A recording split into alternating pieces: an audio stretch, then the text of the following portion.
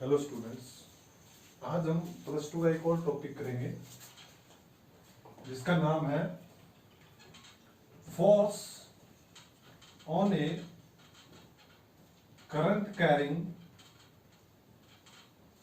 Force on A current carrying force on A current carrying wire placed in a magnetic field। मतलब हमें क्या बताना है कि फोर्स बताना है हमें करंट कैरिंग वायर। कोई वायर है जिसमें करंट फ्लो कर रहा है, वो हमने मैग्नेटिक फील्ड में रख दिया तो फोर्स कितना लगेगा, ये बात हमें बतानी है अभी इस टॉपिक में। इसके अकॉर्डिंग देखो, पहले टॉपिक को समझो। टॉपिक क्या कह रहा है कि हमने कोई एक वायर है जिसमें क्या करंट फ्लो कर रहा है, उस वायर में करंट फ्लो कर रहा है और वो हमने मैग्नेटिक फील्ड में रख दिया तो उसके ऊपर फोर्स कितनी लगेगी। हमने ये तो पता है भाई, हमने कोई चार्ज है ना, चार्ज अगर हमने मैग्नेटिक फील्ड में रखा तो उसके ऊपर जो फोर्स लगी थी वो क्या लगी थी, Q इंटू में V क्रॉस में B। या हम कह सकते थे उस पर फोर्स लगी थी QVB साइन ऑफ थीटा। ये बात हमें पता है। हमें क्या पता है, हमें ये पता है कि अगर हमने कोई चार्ज को मैग्नेटिक फील्ड में रख दिया था तो उस पर इतना फोर्स लगा था, ठीक है। लेकिन अब क्या कह रहा है, अब ये कह रहा है कि हमने फोर्स बतानी किसके ऊपर, एक करंट कैरिंग वायर। कोई वायर है, जैसे ये वायर है, इसमें करंट फ्लो कर रहा है और ये हमने मैग्नेटिक फील्ड में रख दिया तो इसके ऊपर कितनी फोर्स लगेगी, ये हमें बताना है। बिल्कुल सिंपल टॉपिक है, कोई दिक्कत नहीं होनी चाहिए। चलो बताते हैं। मान लीजिए हमारे पास ये मैग्नेटिक फील्ड है, ये मैग्नेटिक फील्ड है हमारे पास।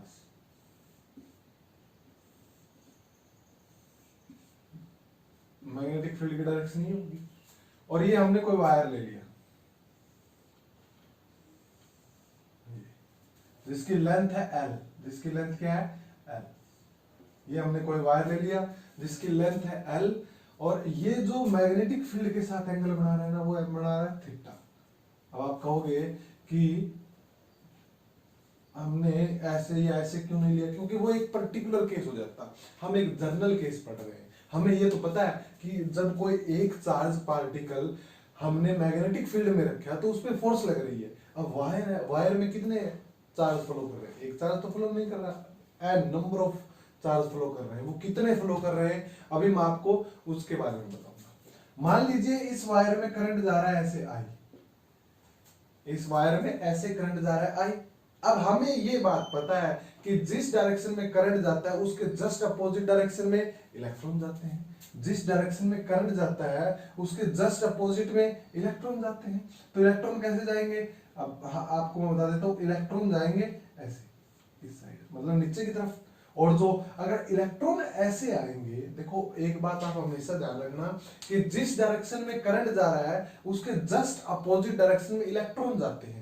जिस डायरेक्शन में करंट जा रहा है उसके जस्ट अपोजिट डायरेक्शन में इलेक्ट्रॉन जाते हैं। अब अगर इलेक्ट्रॉन इस साइड आ रहे हैं तो प्रोटॉन नॉर्मल सी बात है ऊपर की तरफ जा रहे हैं, मतलब जो प्रोटॉन है उनकी डायरेक्शन भी करंट की डायरेक्शन होगी। ये बात हमें पता लगी। हमें क्या बताना है, देखो हम मैग्नेटिक फील्ड ले लिया हमने, ऐसे ये मैग्नेटिक फील्ड ले लिया हमने, किसी एंगल थीटा के ऊपर एक वायर रख दिया जिसमें करंट आई फ्लो कर रहा है। हमें ये बात पता है कि हमने कोई चार्ज अगर मैग्नेटिक फील्ड में रखा था उस पर फोर्स लग रहा था।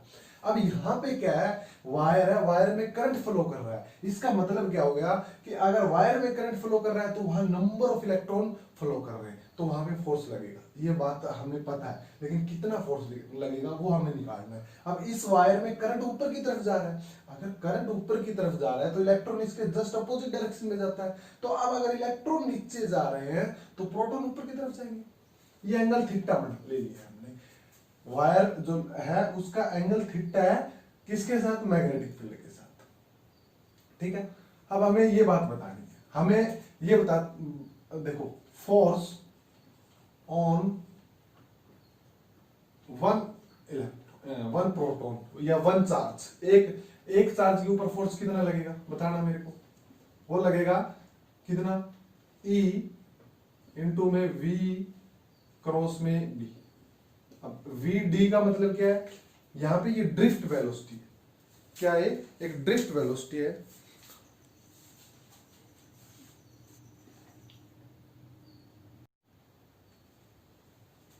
VD का मतलब क्या हो गया, ये एक ड्रिफ्ट वेलोसिटी है, ठीक है भाई। एक चार्ज था तो वेलोसिटी V थी, लेकिन यहां पे क्या है, यह नंबर ऑफ चार्ज है। तो हम इसको क्या लिख सकते हैं, हम इसको लिख सकते हैं ना, EV साइन ऑफ थीटा। ये फोर्स आई है किसके ऊपर, सिर्फ एक इलेक्ट्रॉन, एक चार्ज के ऊपर ये फोर्स आई है, प्रोटॉन के ऊपर एक ये फोर्स आ गई, EV साइन ऑफ थीटा। लेकिन अगर हमें पूरे के लिए चाहिए तो बहुत मुश्किल है ना निकालना, इसलिए हमने कोई रीजन ले लिया। मान लीजिए ये रीजन हमने काट लिया यहां से, ठीक है, ये रीजन हमने कट कर लिया इस वायर में से, ठीक है। अब जिसकी लेंथ कितनी है, जिसकी लेंथ मान लीजिए DL है, ठीक है, इसमें n नंबर ऑफ इलेक्ट्रॉन है। इस रीजन में, in elemental reason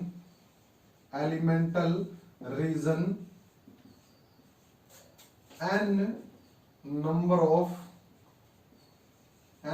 of charge are present। भाई इसमें क्या है, ये जो हमने DL लिया है, स्मॉल एलिमेंट हो गया, एक एलिमेंट हो गया ना, एलिमेंटल रीजन जिसको हम बोल रहे हैं, इसकी लेंथ DL है। हमने मान लिया कि इसमें n नंबर ऑफ इलेक्ट्रॉन है, नंबर ऑफ चार्ज है, वो प्रेजेंट है, ठीक है, बात आ गई समझ में। अब अगर एक चार्ज के ऊपर इतना फोर्स लग रहा है तो n चार्ज है, मान लीजिए n चार्ज है, तो उसको ऊपर क्या फोर्स लगेगा, उसके ऊपर क्या फोर्स लगेगा, उसके ऊपर फोर्स लगेगा NEVDB साइन ऑफ थीटा। एक चार्ज है ना, तब इतना फोर्स लग रहा है, ठीक है। अब मैंने कह दिया हमने इतना रीजन ले लिया, अब इतना रीजन ले लिया, इसका मतलब क्या हो गया भाई, इसमें कितने चार्ज हैं, मैंने कह दिया, हमने माननी है ये बात भाई। हमने कहा भी जो हमने एलिमेंटल रीजन लिया है ना, वहां n number of charge are present, वहां पे n नंबर ऑफ चार्ज है। अब अगर एक चार्ज था तो फोर्स इतनी लग रही थी, अब n चार्ज है तो फोर्स इतनी लगेगी। देखो नॉर्मल सी बात है, एक चार्ज है तो इतना फोर्स लगेगा, दो चार्ज होंगे तो 2E आ जाएगा, तीन चार्ज होंगे 3E, चार चार्ज 4E, पांच चार्ज 5E, लेकिन अब n चार्ज है तो n ही आ जाएगा। बात आ गई समझ में, बहुत ही सिंपल है। अब देखो n जो ये एलिमेंटल रीजन हो गया, उसके लिए क्या हो गया भाई, हमारा ये हो गया अपना फोर्स, कितना आ गया, फोर्स आ गया अपना NEVDB साइन ऑफ थीटा। ये चीज हमारे पास आ चुकी है। ये n इस एलिमेंटल रीजन के लिए बताया मैंने, एक चार्ज के लिए इतना फोर्स है, और एलिमेंटल रीजन के लिए, इस रीजन के लिए कितना फोर्स हो गया, ये हो गया। अब हमें एक बात पता है भाई, n स्मॉल n क्या होता है, मेरे को एक बात बताओ।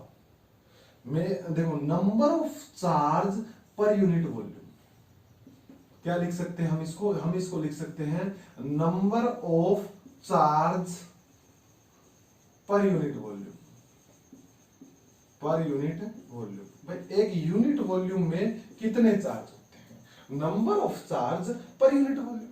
अब वॉल्यूम को क्या लिख सकता हूं मैं, मेरे को एक बात बताइए, n बाय में वॉल्यूम क्या होता है, एरिया इनटू लेंथ लिख सकते हैं ना। तो इसका एरिया कितना है, इस जो हमने एरिया किसका देखना है, देखो हमने जो एलिमेंटल रीजन लिया है ना, जो रीजन लिया है उसका एरिया देखना है, उसका एरिया कितना है, A इंटू में लेंथ DL।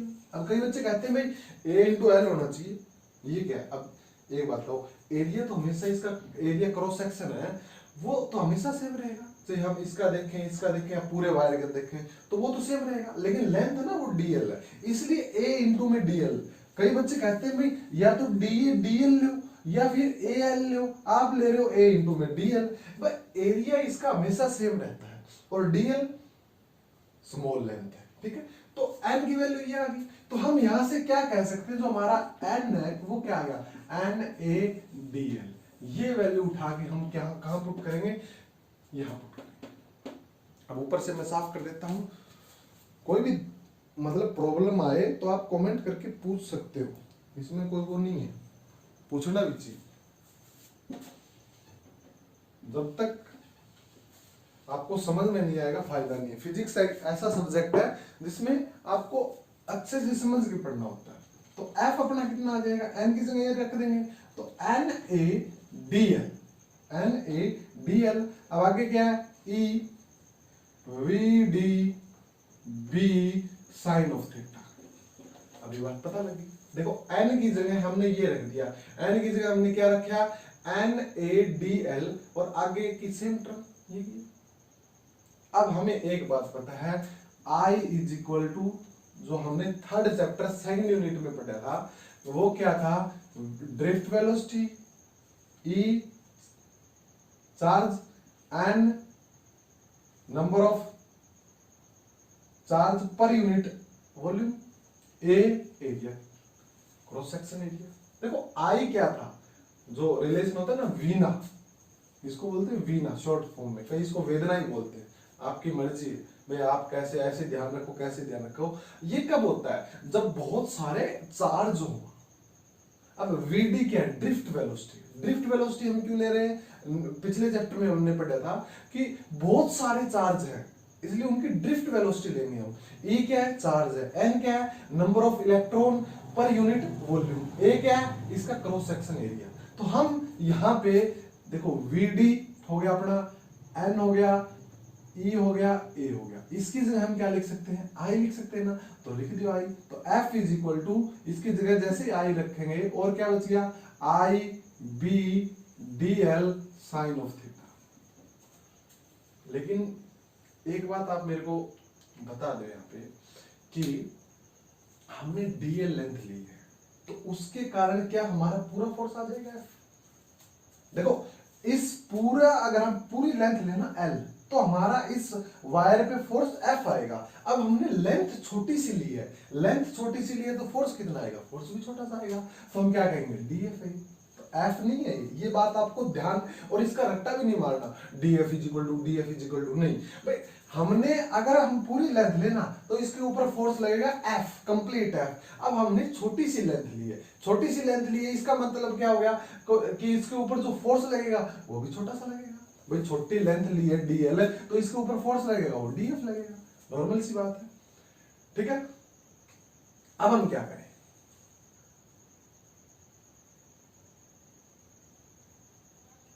अब क्या करें हम, अब इसका इंटीग्रेशन कर दो इंटीग्रेशन, बहुत सारे DF DF DF DF DF DF DF, जो थोड़ी थोड़ी फोर्स को जोड़ेंगे तो कंप्लीट फोर्स आ जाएगी एफ।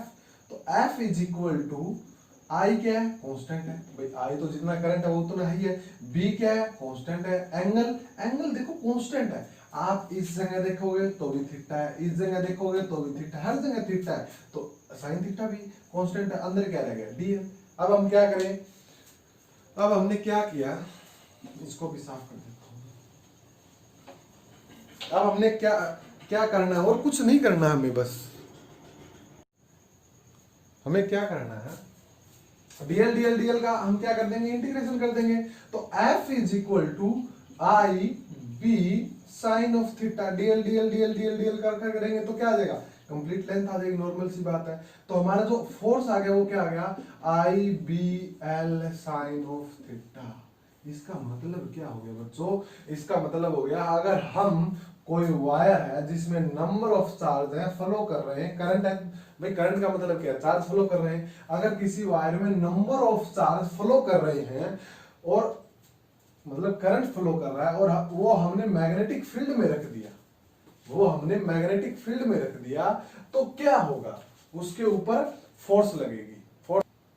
तो अब जो हमारे पास जो फोर्स आई है वो कितनी फोर्स आई है, वो आई है F is equal to I B L sine theta. मतलब कोई करंट कैरिंग वायर अगर हम मैग्नेटिक फील्ड में रखेंगे तो उसके ऊपर जो फोर्स आएगी वो आएगी आई बी एल साइन थीटा। यहाँ पे हम केस भी डिस्कस कर सकते हैं। इफ अगर हम कहें if theta is maximum, theta क्या है, मैक्सिमम, मैक्सिमम थीटा मतलब 90 डिग्री। भाई मैग्नेटिक फील्ड तो ऐसे रख दें और ये अपना वायर ऐसे रख दें, मैग्नेटिक फील्ड ऐसे, वायर ऐसे। भाई मैग्नेटिक फील्ड इस डायरेक्शन में जा रहा है, वायर ऐसे है, तो एंगल कितना हो गया 90 डिग्री। तो 90 होगा तो क्या होगा, मतलब थीटा क्या आ गया 90, थीटा 90 आ गया, तो एफ अपना कितना आ गया I B L sine of 90, sine 90 कितना होता है 1 होता है, तो IBL। ज्यादातर अगर आप क्वेश्चन करोगे तो उसमें यही चीज आपको मिलेगी, F is equal to IBL। अगर थीटा मिनिमम हो तो, थीटा मिनिमम हो तो इसका मतलब if theta is equal to minimum, मतलब थीटा इज इक्वल टू 0। अगर थीटा 0 आ जाए तो F की वैल्यू कितनी आ जाएगी 0, फोर्स लगेगा ही नहीं। ये बात हमने कब पढ़ी थी, ध्यान आ रही होगी आपको। भाई अगर हम कोई भी वायर है, कोई उसको अगर हम in the direction of magnetic field रख दे तो उसके ऊपर जो फोर्स लगेगी वो 0 लगेगी। अगर इसके, तभी तो मैंने एक पर्टिकुलर केस लिया था, मैं ऐसे भी ले सकता था लेकिन उसकी जो वैल्यू आती वो IBL आती, मैं ऐसे भी ले सकता था उसकी वैल्यू आती वो 0 आती फोर्स की वैल्यू, लेकिन अब मैंने ऐसे ले लिया, मैंने नहीं बुक में भी ले रखे मतलब।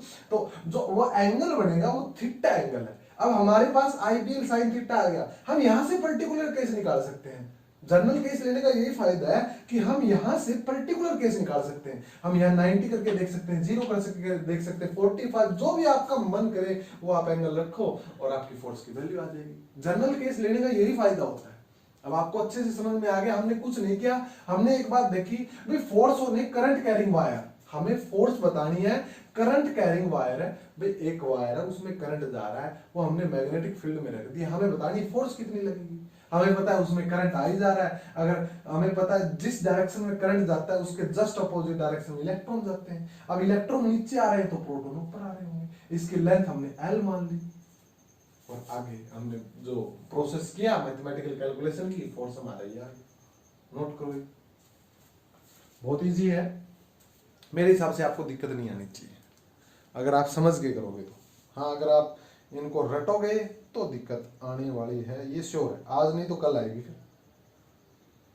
इसलिए अपने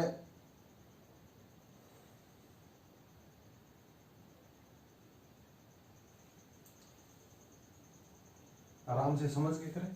अब नेक्स्ट टॉपिक अपना क्या है, फोर्स बिटवीन, नेक्स्ट टॉपिक क्या है, बहुत आसान टॉपिक है, force between two parallel current carrying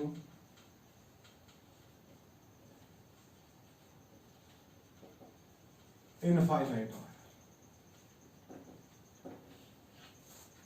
क्या कहा मैंने, पहले तो टॉपिक समझेगा, अगर आपको ये चीज समझ में नहीं आती आप आगे जा रहे हो तो फायदा नहीं है। भाई हमें बताना है फोर्स किसके बीच में, दो पैरेलल करंट कैरिंग वायर है, दो वायर है जो कि दोनों पैरेलल रख दी हमने, उसके उनके बीच में फोर्स कितनी होगी, होगी या नहीं होगी, नॉर्मल सी बात है भाई। अगर दो, एक बात ध्यान रखना, मान लीजिए दो वायर है, अगर इनमें सेम डायरेक्शन में करंट जा रहा है ना तो हमेशा अट्रैक्ट करेंगे, क्या करेंगे अट्रैक्ट करेंगे। आप घर पे भी देख सकते हो चीज, अगर ये दोनों वायर में अपोजिट डायरेक्शन में करंट जा रही है, जा रहा है, ये जा रही है, तो ये हमेशा रिपेल करेंगे आपस में, क्या करेंगे रिपेल करेंगे। अगर इनमें अपोजिट डायरेक्शन में है, ये देखो एक्सपेरिमेंट किया गया है, ठीक है।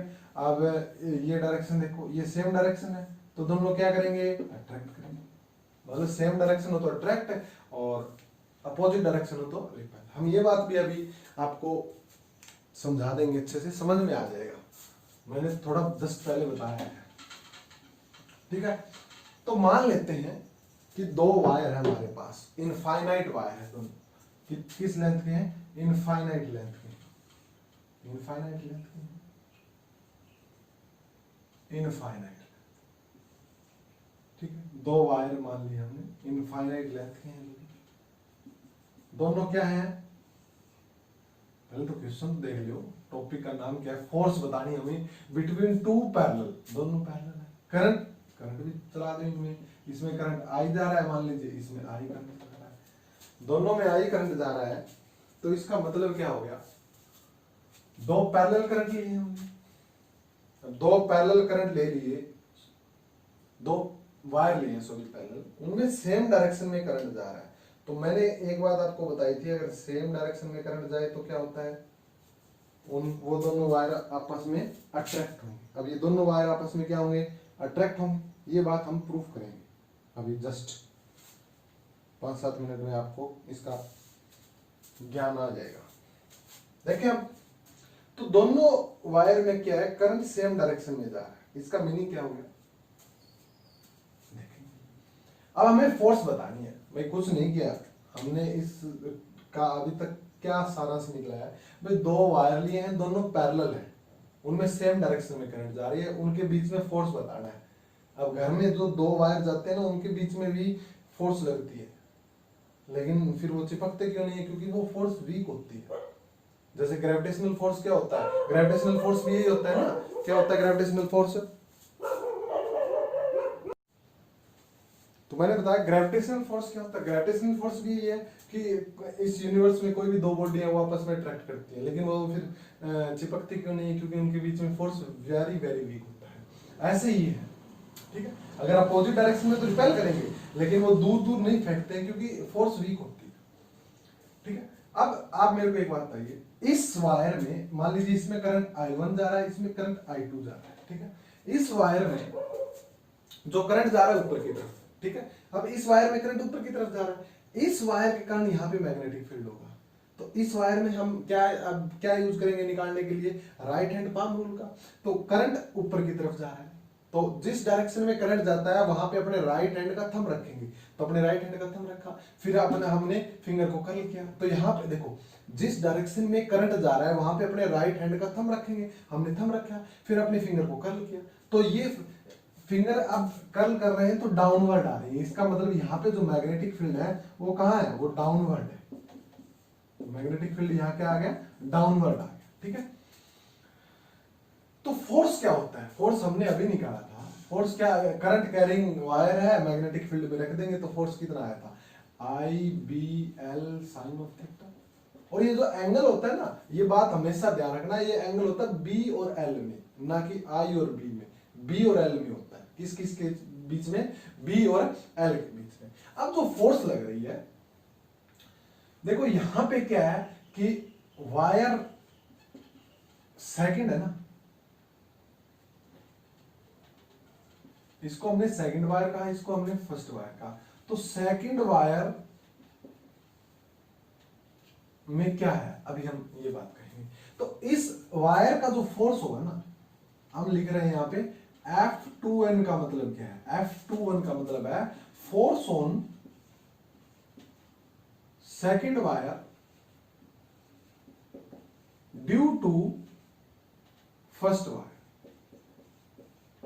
F2N का मतलब क्या है, ये हो गया। F12 का मतलब क्या है, force on first wire due to second wire, due to second wire, due to first wire, wire आएगा force on second wire, wire कर लेना, इतना तो समझ ही जाओगे। तो अब हम F21 निकालते हैं।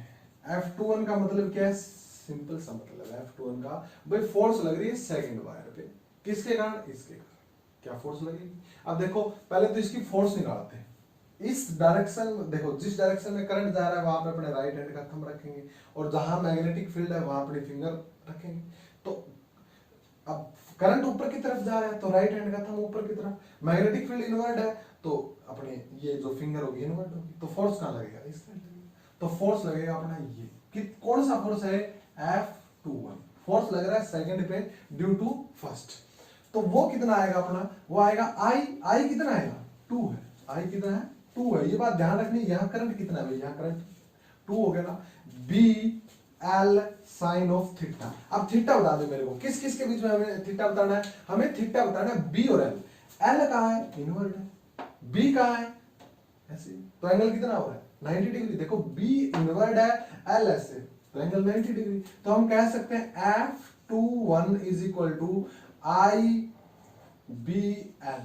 मतलब हम यहां कह सकते हैं I2BL sign of 90, sine 90 means 1।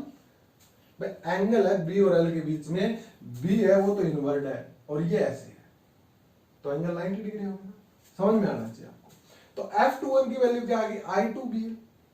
अब हम क्या करें, हमने एक बात पहले आपको मैंने बताई है कि मैग्नेटिक फील्ड निकालनी हो हमें किसी इनफाइनाइट वायर की डी डिस्टेंस है, मान लीजिए इनके बीच में डिस्टेंस कितना है डी।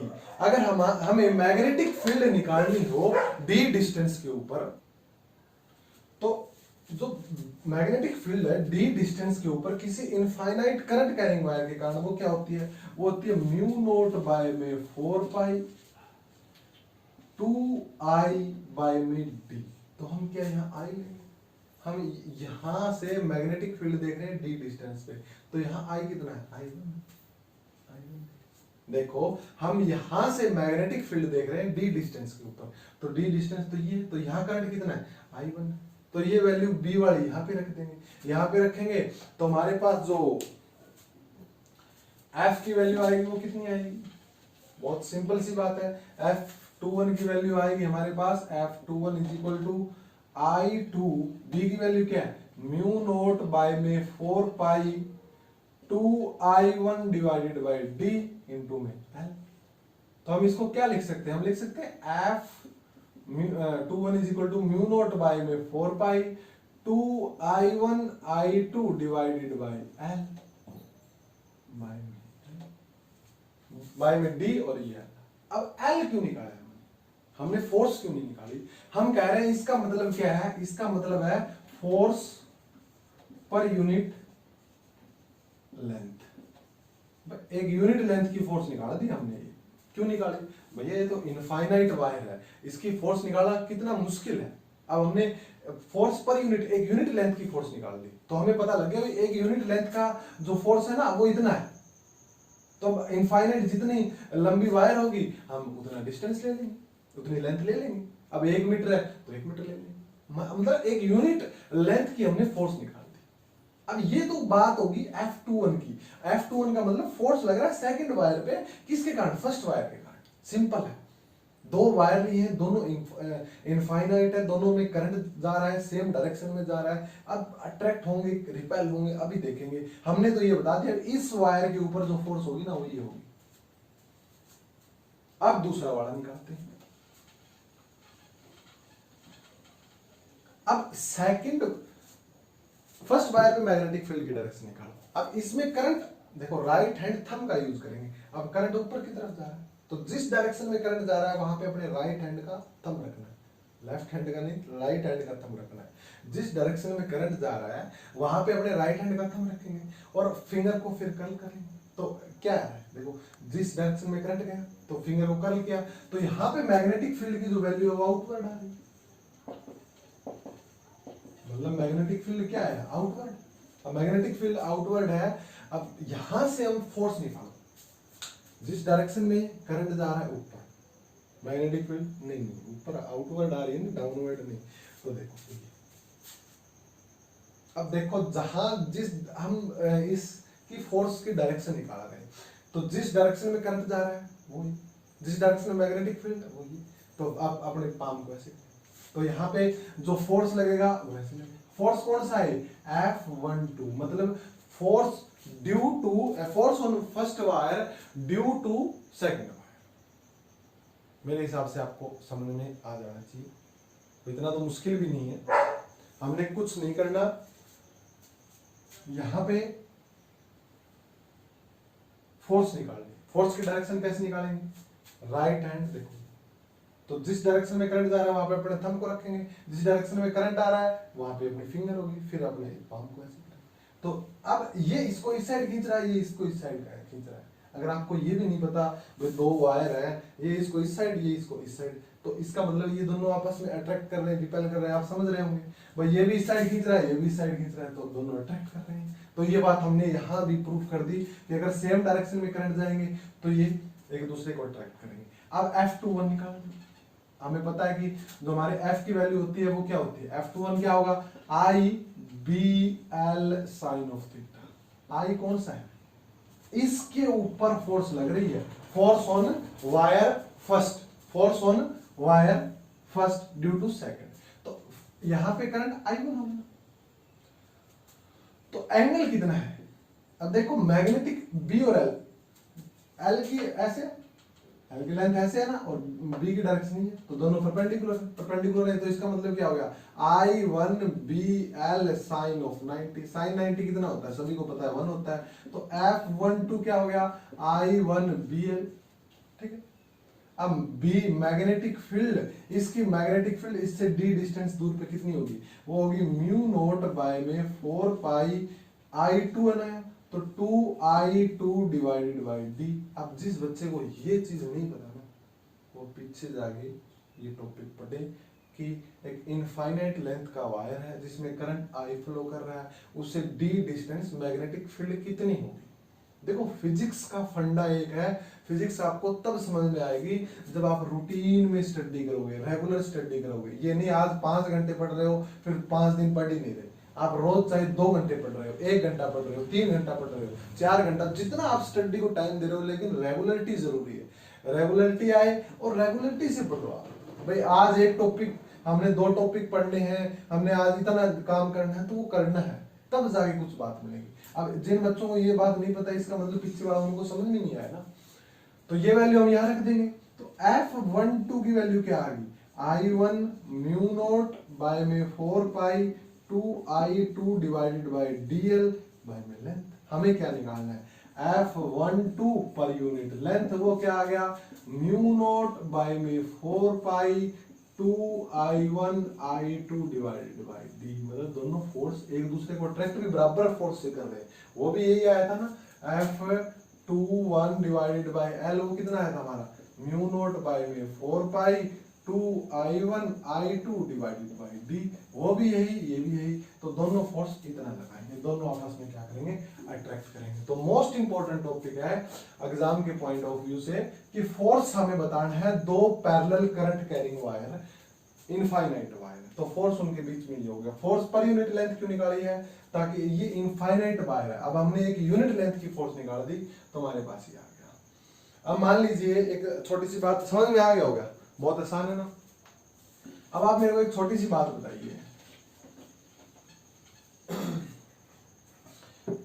कि हम यहां से कह सकते हैं ना F12 minus F2, opposite direction में, ठीक है। तो जो F के 1 2 ले 2 1 ले, उसकी वैल्यू क्या है, म्यू नोट बाय में 4 pi 2I1 I2 divided by D. भाई हमें अगर थोड़ा सा पता करना हो भाई इन दोनों वायर के बीच में कितना फोर्स लग रहा है, हमें थोड़ा आइडिया चाहिए। तो मान लीजिए मैं I1 ले रहा हूँ 1, हमने I1 ले लिया 1 एम्पियर, I2 ले लिया ये भी 1 एम्पियर, डिस्टेंस ले लिया हमने 1 मीटर, तो फोर्स देखेंगे अभी हम, तो कितनी आएगी, म्यू नोट बाय में 4 पाई 2 इंटू में 1 इंटू में 1 डिवाइडेड बाई 1, मैं इनकी जगह 1 1 रख दिया, तो इसकी वैल्यू कितनी आ गई, F is equal to mu naught by में 4 पाई इंटू में 2, इसकी वैल्यू हमें पता है क्या होती है, 10 की पावर -7, तो ये वैल्यू आ गई किसकी, 1 एम्पियर इसमें जा रहा है, 1 एम्पियर इसमें जा रहा है, और डी डिस्टेंस, तो कितनी फोर्स लग रही है, 10 की पावर 7, इसका मतलब क्या है, कई बच्चों को ये बात भी नहीं पता होता, 3 4 5 6 7 इतनी फोर्स लग रही है, ये फोर्स ज्यादा है कम है, वेरी वेरी स्मॉल, तो कैसे अट्रैक्ट करेंगे। तो आज के लिए इतना ही, बाकी नेक्स्ट लेक्चर में करेंगे। Thank you, all the best.